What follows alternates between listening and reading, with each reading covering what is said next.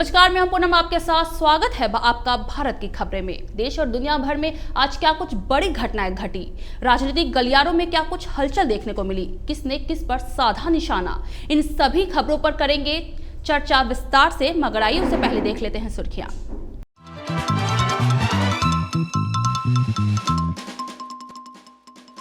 संसद की कार्यवाही अनिश्चितकाल के लिए स्थगित, शीतकालीन सत्र भी हुआ खत्म।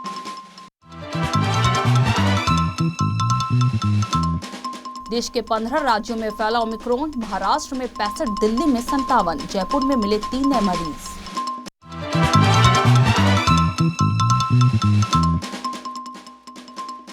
कभी दिखे थे साथ साथ, अब गोवा में बोले केजरीवाल, ममता बनर्जी रेस में नहीं।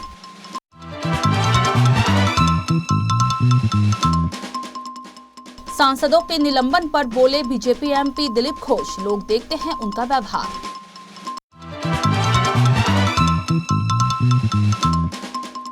सोनभद्र पहुंचे सीएम योगी ने साधा विपक्ष पर निशाना, शहर को दी 513 करोड़ की सौगात।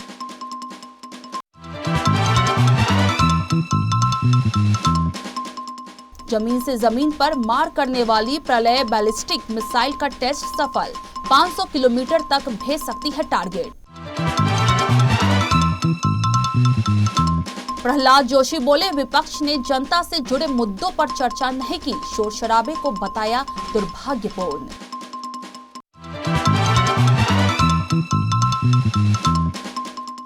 झारखंड विधानसभा का शीतकालीन सत्र रहा हंगामेदार, जाति प्रमाण पत्र मामले पर गरमाई राजनीति।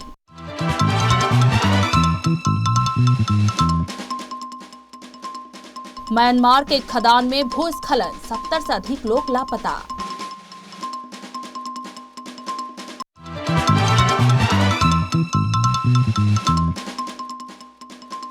अहमदाबाद में सरदार पटेल रिंग रोड पर निर्माणाधीन पुल का हिस्सा गिरा।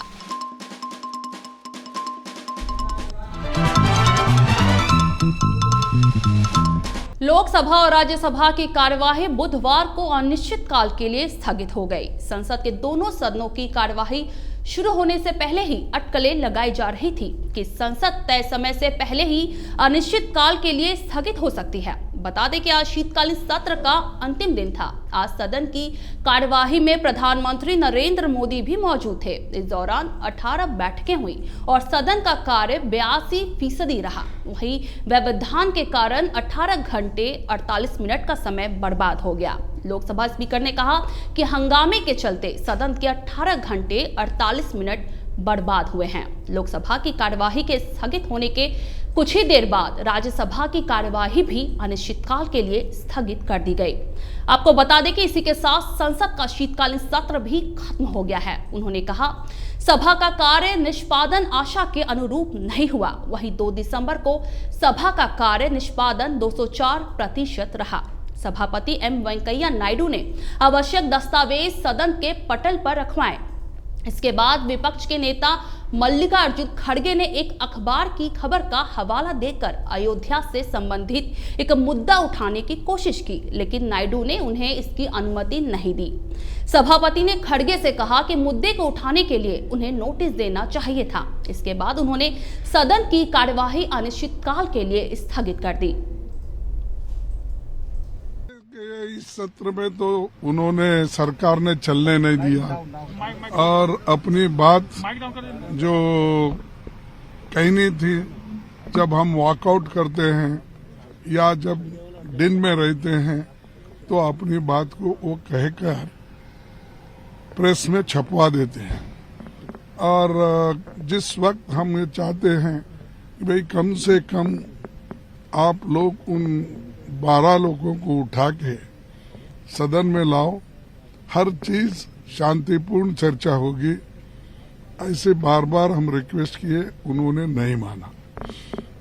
नाम के लिए यानी ब्लेम अपोजिशन के ऊपर डालने के लिए उन्होंने कल आपको मालूम है चिट्ठी लिखी थी और जिसमें उन्होंने सिर्फ 5 पार्टियों को बुला के बाकी के पार्टियों को छोड़ दिए थे, इसलिए कि कल के दिन ये कहे कि भाई हमने तो उनको लिखा था, वो लोग नहीं आए, लेकिन हम तो 13-14 पार्टी एक होकर लड़ रहे।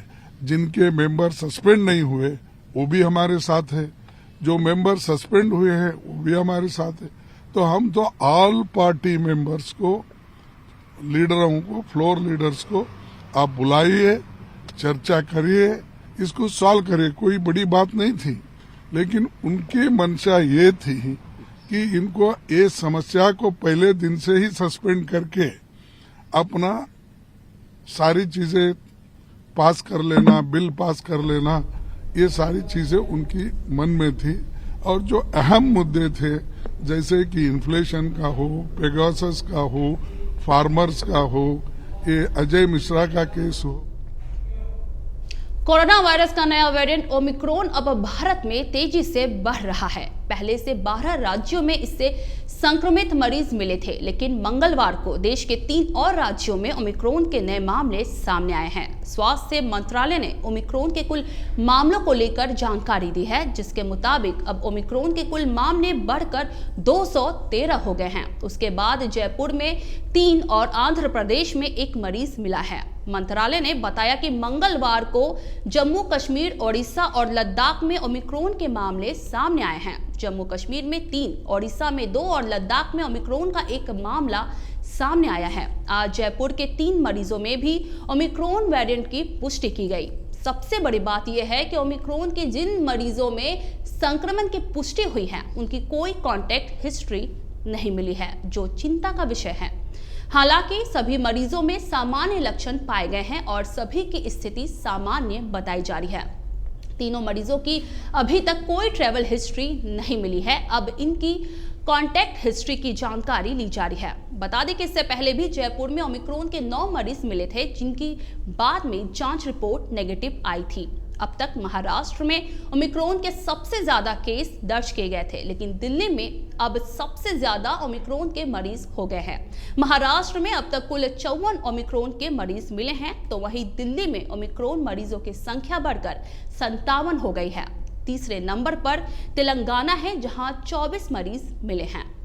There it is causing a mild illness. Hospitalizations are not much. We need to have more data as it evolves in terms of the hospitalization and severity of illness.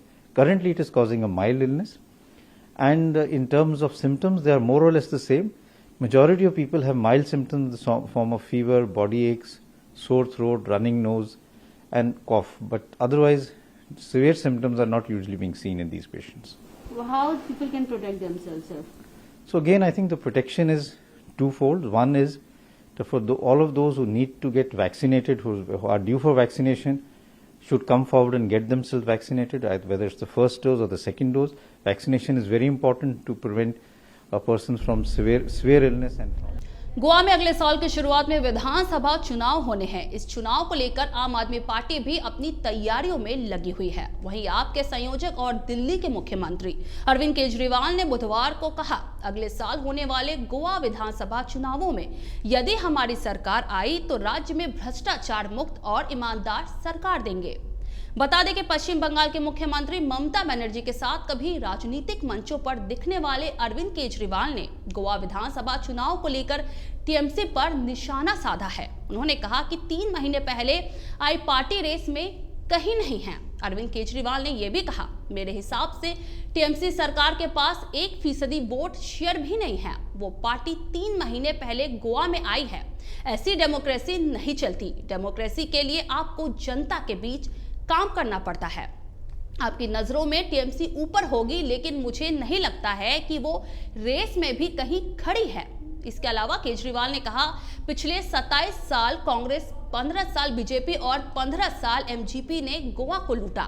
अगर हमारी सरकार बनेगी तो हम आपको ईमानदार सरकार देंगे। पिछले 60 साल में 27 साल कांग्रेस का राज था। उन 27 सालों में कांग्रेस ने गोवा को लूटने में कोई कसर नहीं छोड़ी। Forget about corruption free, there was, मतलब इतना ज़्यादा करप्शन इन लोगों ने किया है। उसके बाद 15 साल बीजेपी की गवर्नमेंट थी, उन्होंने करप्शन करने में कोई कसर नहीं छोड़ी।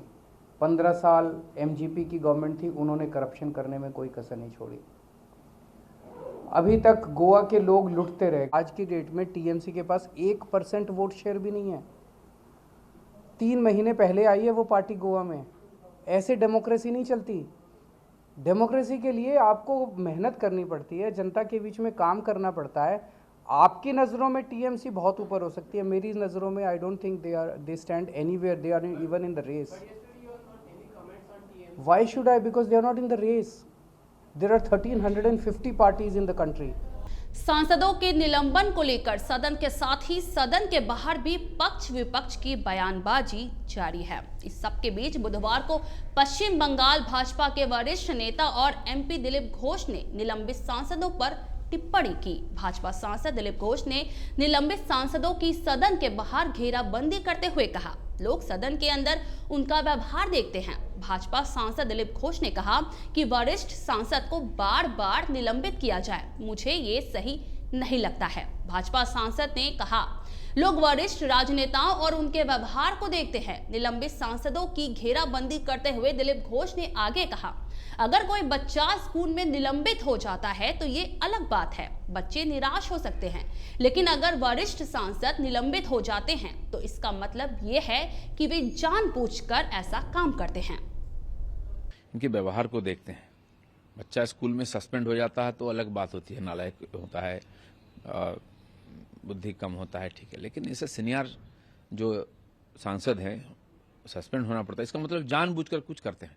बंगाल की राजनीति को इस यहाँ तक ले आया गया कि यहाँ कोई नीति और कोई एथिक्स कुछ बचा नहीं है, केवल गिमिक है। मुझे लगता है कभी कभी इनको लगता है कि मेरा छवि थोड़ा कमजोर हो गया है, मेरा इंपॉर्टेंस कम हो गया है, इसी प्रकार कुछ उटपटांग करके करते हैं। ये संसदीय राजनीति रीति नीति को भी धूमिल करता है। इससे बचना चाहिए कि इस प्रकार नौबत ही ना आए और बाहर जाना पड़े और उसके बाद फिर बड़ा बड़ा स्टेटमेंट देना, ये कहाँ तक ठीक है, इस पर मुझे बहुत बड़ा प्रश्न चिन्ह है। और समाज भी इसीलिए राजनीति के बारे में मुंह मोड़ रहा है। राजनीति से कुछ होने वाला नहीं है, ऐसे ही लोग राजनीति में ऐसे बड़े नेताओं को देखते हैं। साल 2017 से पहले यूपी में माफिया और गैंगस्टर लोगों का शोषण करते थे, महिलाएं सुरक्षित नहीं थी। भाजपा सरकार आने के बाद सभी माफिया और गैंगस्टर या तो जेल में हैं या फिर प्रदेश छोड़कर भाग गए हैं। सोनभद्र पहुंचे सीएम योगी ने विपक्ष पर जमकर हमला बोला। यूपी चुनाव से पहले भाजपा द्वारा निकाली गई जन विश्वास यात्रा के जरिए जनता का विश्वास जीतने सोनभद्र पहुंचे सीएम योगी ने अपने भाषणों की शुरुआत सरकार की योजनाओं का बखान करते हुए किया। सीएम योगी ने कहा, 2017 के बाद यहां पीएम आवास योजना शुरू हुई और हर घर को शौचालय योजना से जोड़ा गया। आज सोनभद्र के हर गांव में बिजली और पीने का पानी है। उन्होंने मेडिकल कॉलेजों का जिक्र करते हुए कहा, भाजपा की जनविश्वास यात्रा सोनभद्र आई है और अपने साथ मेडिकल कॉलेज का भाग्य भी लेकर आई है। आपको बता दें कि भाजपा ने योगी सरकार की जल कल्याण एवं विकास कार्यों से संबंधित उपलब्धियों को जनता के बीच ले जाकर संबोधित किया है। वक्त हो चला है ब्रेक का, लौटेंगे ब्रेक के बाद।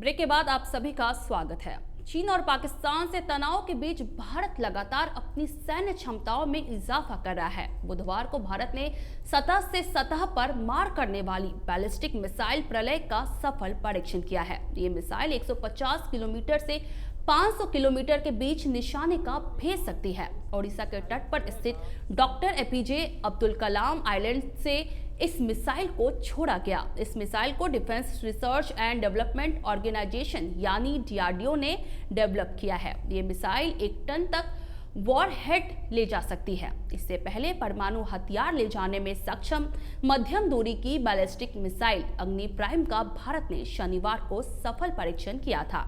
2000 किलोमीटर तक की मार करने में सक्षम इस नेक्स्ट जनरेशन मिसाइल का टेस्ट ओडिशा के बालासोर में किया गया। इस मिसाइल को भी डेवलप DRDO के वैज्ञानिकों ने ही किया था। DRDO ने अग्नि प्राइम को अग्नि 1 और अग्नि 2 सीरीज की मिसाइल से ज्यादा उन्नत तैयार किया है।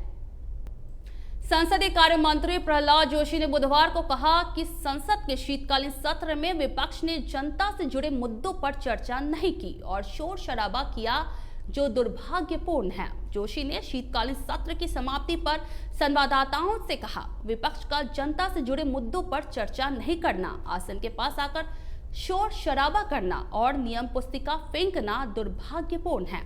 उन्होंने दावा किया कि विपक्ष ने ही महंगाई के मुद्दे पर चर्चा की मांग की थी। सरकार चर्चा करने को तैयार है और लोकसभा अध्यक्ष तथा राज्यसभा के सभापति ने इस पर चर्चा की मंजूरी दी थी, लेकिन कार्यसूची में सूचीबद्ध होने के बावजूद विपक्षी दल चर्चा के लिए तैयार नहीं थे।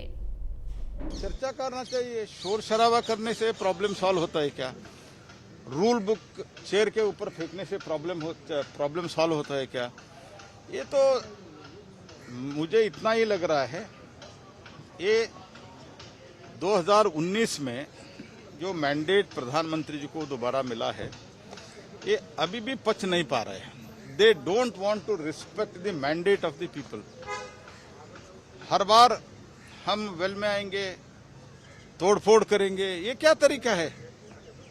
और लीडर ऑफ द हाउस ऐसे करते हैं। सर डायरेक्ट कह रहे हैं कि सरकार की जिम्मेवारी है सदन चलाना, हमारी नहीं, हम क्या करें? सरकार, हम तो रिक्वेस्ट कर सकते हैं, हमने रिक्वेस्ट भी किया। आप टेबल पे नाचते हैं, मार्शल को मारते हैं, टीवी स्क्रीन उठा के फेंक देने का कोशिश करते हैं। 12 एमपी को सस्पेंड करने के बाद भी उन लोगों ने कल one of the member threw rule book. Jharkhand विधानसभा का शीतकालीन सत्र हंगामेदार रहा। शीतकालीन सत्र के चौथे दिन सदन में धार्मिक मुद्दों को लेकर जंग छिड़ गई। भाजपा ने जाति प्रमाण पत्र पर एक विशेष समुदाय के बाहरी लोगों को यहां बसाकर राज्य को इस्लामिक स्टेट बनाने की बात कही। देखिए रिपोर्ट। झारखंड विधानसभा के शीतकालीन सत्र के चौथे दिन धार्मिक मुद्दा गर्म रहा, चाहे वह जाति प्रमाण पत्र का मामला हो या फिर मॉब लिंचिंग विधेयक का पास होना।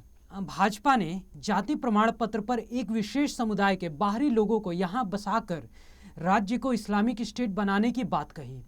आपको बता दें कि जाति प्रमाण पत्र के अल्पसंख्यक समुदाय के बच्चों को स्व अभिप्रमाणित कर सकेगा और बाकी को आरक्षण का लाभ लेने के लिए जिला अधिकारी से प्रमाण पत्र बनाना पड़ेगा। इस नियम के खिलाफ भाजपा ने खुलकर विरोध किया। वहीं पलामू के विधायक भानु प्रताप शाही ने कहा, ये सरकार बांग्लादेशी रोहिंग्या मुसलमानों की ही सरकार है। इस प्रकार सरकार को वोट देने वाले ज्यादातर लोग रोहिंग्या ही हैं। उन्होंने संसदीय कार्य मंत्री आलमगीर आलम पर सवाल खड़े करते हुए कहा कि उनको 20,000 रोहिंग्या ने वोट दिया, तभी तो उन्होंने लॉकडाउन में उन्हें बॉर्डर तक भेजने का काम किया। जाति प्रमाण पत्र के लिए अल्पसंख्यक समुदाय को स्व अभिप्रमाणित पत्र जमा करना होगा और बाकी को खतियान पर ही जाति प्रमाण पत्र दिया जाएगा, जबकि यह एक राज्य का एक कानून होना चाहिए। ये सरकार तो बांग्लादेशियों के लिए बनबे किया है भाई, रोहिंग्या के लिए ही तो ये सरकार बना है। इस सरकार के वोट देने वाले मैक्सिमम लोग रोहिंग्या हैं। आपको पता कर लीजिए, पाकुड़ के जो हमारे विधायक हैं संसदीय कार्य मंत्री आलमगीर आलम साहब, उनको कम से कम 20,000 रोहिंग्या लोग वोट दिया है, तब आकर के वो बैठे हुए हैं। लॉकडाउन में उन्होंने रोहिंग्या को बांग्लादेश बॉर्डर तक भेजने का काम किया। आप बताइए, एक प्रदेश है तो एक कानून होना चाहिए कि नहीं होना चाहिए? आपने कहा कि मुस्लिम के बच्चे केवल एफिडेविट देंगे तो उनको हम जाति प्रमाण पत्र दे देंगे, लेकिन एससी के बच्चे, एसटी के बच्चे, ओबीसी के बच्चे, नेक्स्टर 1 के बच्चे, नेक्स्टर 2 के बच्चे, जनरल के बच्चे खतियान दिखाएंगे तब हम उनको देंगे। तो एक प्रदेश में 2 कानून चलेगा क्या? इसलिए तो आज मुख्यमंत्री को हम लोगों ने कहा, तब मुख्यमंत्री का आँख खुला। कहाँ मुख्यमंत्री सोते रहते हैं, दूसरा को बोलते थे कि गांजा पीते हैं, अपने बिना पिए भकुआए रहते हैं। तो क्या कहा जाए ऐसे लोगों को? तब इनका आँख खुला है, तब जाकर के ये जगह है कहे कि नहीं हम अब बनाएंगे। अरे आप स्कूल में बनाइएगा, जो पास आउट कर गया उसका क्या होगा बताइए आप क्यों नहीं बता रहे हैं? जो बच्चा पास आउट कर गया, या मान लीजिए हम नहीं पढ़े हैं स्कूल में और हमको लोन चाहिए, हमको कास्ट सर्टिफिकेट बनवाना है, हम कहाँ जाएंगे? कौन सा दरवाजा खटखटाएंगे? कहाँ हम खतियान दिखाएंगे? और एक आदमी के लिए खतियान और एक आदमी के लिए खतियान नहीं, ये कौन सा न्याय है? ये कौन सा प्रदेश आप ले जा रहे हैं? ये रोहिंग्या के प्रश्रय देने वाला कानून है। मैं आपको बताना चाहता हूं, या मुख्यमंत्री के देखरेख में हुआ हो या आलमगीर साहब के देखरेख में हुआ हो, इस पर जांच होनी चाहिए और जो पदाधिकारी ने इस नोटिफिकेशन को निकाला है उस पर कार्रवाई होनी चाहिए। वहीं कृषि मंत्री रणधीर कुमार सिंह ने कहा कि कुछ विशेष जाति के लोगों को खुश रखने के लिए ये सरकार आई है। सरकार तुष्टीकरण की राजनीति कर रही है। बांग्लादेशी घुसपैठिए लाखों की संख्या में झारखंड में विराजमान हैं। ऐसे लोगों को आप आसानी से प्रमाण पत्र उपलब्ध करा रहे हैं और यहाँ के जो आदिवासी हैं उनको प्रमाण पत्र के लिए चक्कर लगवा रहे हैं। जब हमने इस पर आवाज उठाई तो उल्टा जवाब हमें मुख्यमंत्री के द्वारा मिला। भाई देखिए, ये सरकार तुष्टीकरण की राजनीति पर सरकार आई है सत्ता में। एक जाति धर्म विशेष को लोगों को खुश करने के लिए सरकार आई है। बांग्लादेशी घुसपैठिए आज लाखों की संख्या में हमारे झारखंड में हैं। ऐसे घुसपैठिए को आप आसानी से उसको प्रमाण पत्र दे दोगे, और जो यहाँ के आदिवासी है, मूलवासी है, उसको प्रमाण पत्र के लिए आप घुमा रहे हो और उसको सीधे उसके लिए रास्ता आपने खोल दिया। जब ये बातें हम लोग सदन में लाने का काम किया तो मुख्यमंत्री जी ने उल्टा जवाब दिया। मुख्यमंत्री जी को खुद समझ में नहीं आया क्या बोल रहे हैं वो, और उनके बगल में बैठे हुए आलमगीर साहब उनसे गलत करवा रहे हैं।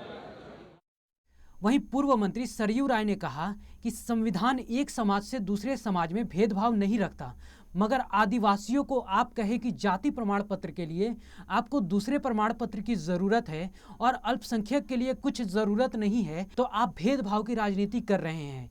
तब तो बांग्लादेशी ही क्यों, अमेरिकन भी आराम से झारखंड में आ जाएंगे।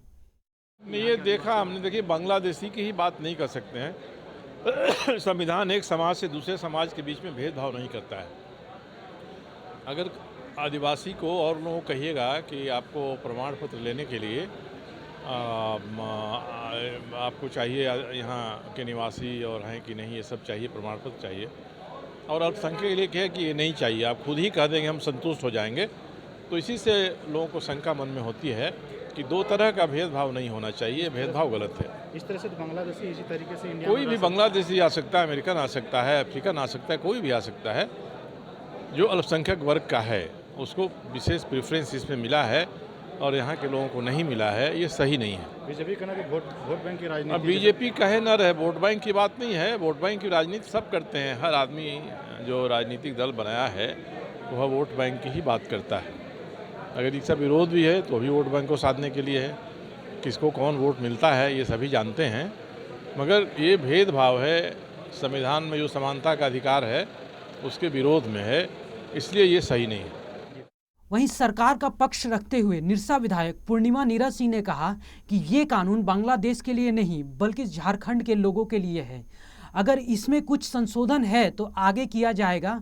उन्होंने बताया कि आज मुख्यमंत्री ने कहा है कि स्कूल के स्तर पर यह किया जाएगा और जो आरोप लग रहे हैं वो आगे ना हो। आपने माननीय मुख्यमंत्री को सुना कि कानून बांग्लादेश और पाकिस्तान के लिए नहीं है, कानून झारखंड के लोगों के लिए है। अगर ऐसी कहीं संशोधित करने की बात है तो उसको देख लेंगे। नहीं, इस बिल के समर्थन कर रहे हैं जो बांग्लादेश से आएंगे। बिल नहीं था, बिल तो आज जो बिल आया है, नहीं आज जो बिल आया है उसकी बात कीजिए। आज जो बिल आया है या उसकी बात हो रही है। आज जो है लिंचिंग, एंटी लिंचिंग के लिए बिल आया था और उसका मैं समर्थन कर रहा हूँ। आदिवासियों के लिए मॉब लिंचिंग के लिए जो बिल आया है वो मुश्किल है, जबकि बांग्लादेशियों के लिए ये इजी हो जा रहा है। नहीं, आज माननीय मुख्यमंत्री का अगर आप सबने बयान देखा होगा तो उन्होंने कहा कि अब स्कूल के स्तर से जाति प्रमाण पत्र आवासीय बन जाएगा, ताकि आगे में जो समस्या आ रही है अगले 6 महीने में एक ड्राइव चलाकर स्कूलों से बन जाएगा, ताकि ये समस्या आ रही है और जो आरोप प्रत्यारोप लग रहे हैं उन पर रोक लगेगी। म्यांमार के एक खदान में भीषण हादसा हुआ है। मीडिया रिपोर्ट के मुताबिक उत्तरी म्यांमार में एक जेट खदान में बुधवार को हुए भूस्खलन में कम से कम 70 लोग लापता बताए जा रहे हैं। भूस्खलन वाले इलाके में राहत और बचाव दल के सदस्य जुटे हुए हैं। बचाव दल के एक सदस्य ने मीडिया को बताया सुबह 4 बजे के आसपास भूस्खलन हुआ, जिसमें करीब 70 से 100 लोग लापता हैं। भूस्खलन की वजह से कई लोग जख्मी बताए जा रहे हैं। सूत्रों के मुताबिक 25 घायलों को अस्पताल ले जाया गया। करीब 200 बचाव कर्मी राहत कार्य में जुटे हुए हैं। कुछ लोग नावों का इस्तेमाल करते हुए पास की एक झील में लापता लोगों को तलाश रहे हैं। खदान में रेस्क्यू ऑपरेशन चलाया जा रहा है। हालांकि अभी जानमाल के नुकसान के बारे में बहुत ज्यादा जानकारी नहीं मिली है। काची नेटवर्क डेवलपमेंट फाउंडेशन के एक अधिकारी ने कहा, काचिन राज्य के हपाकांत इलाके में भूस्खलन सुबह करीब 4 बजे हुआ और ऐसी आशंका थी कि करीब 80 लोग खनन कचरे से झील में बह गए। अधिकारी सुबह 7 बजे के आसपास घटनास्थल पर पहुंचे और तलाशी लिया। आपको बता दें कि हपाकांत का इलाका म्यांमार के जेट उद्योग का केंद्र बताया जाता है। गुजरात स्थित अहमदाबाद में सरदार पटेल रिंग रोड पर एक निर्माणाधीन पुल का हिस्सा बीती रात ढह गया। मिली जानकारी के अनुसार सरदार पटेल रिंग रोड पर बने नए पुल का एक हिस्सा ढह गया। बताया जा रहा है कि घटना के वक्त मजदूर वहां काम कर रहे थे और ट्रैफिक ज्यादा था। गनीमत रही कि हादसे में कोई हताहत नहीं हुआ। घटना की सूचना मिलते ही दमकल विभाग के वरिष्ठ अधिकारी व पुलिस दल मौके पर पहुंचे। दमकल विभाग की 3 दमकल मौके पर पहुंची।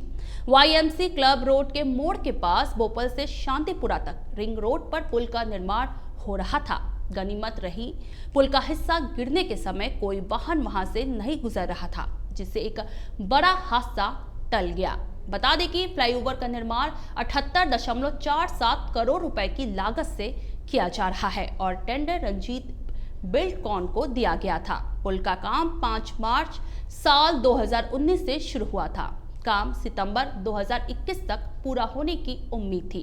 हालांकि अधिकारियों के अनुसार अभी पुल पूरा होने में वक्त लगेगा। फिलहाल आज के लिए इतना ही। कल होगी फिर आपसे मुलाकात सेम टाइम सेम चैनल पर। तब तक के लिए देखते रहिए CN राष्ट्रीय। नमस्कार।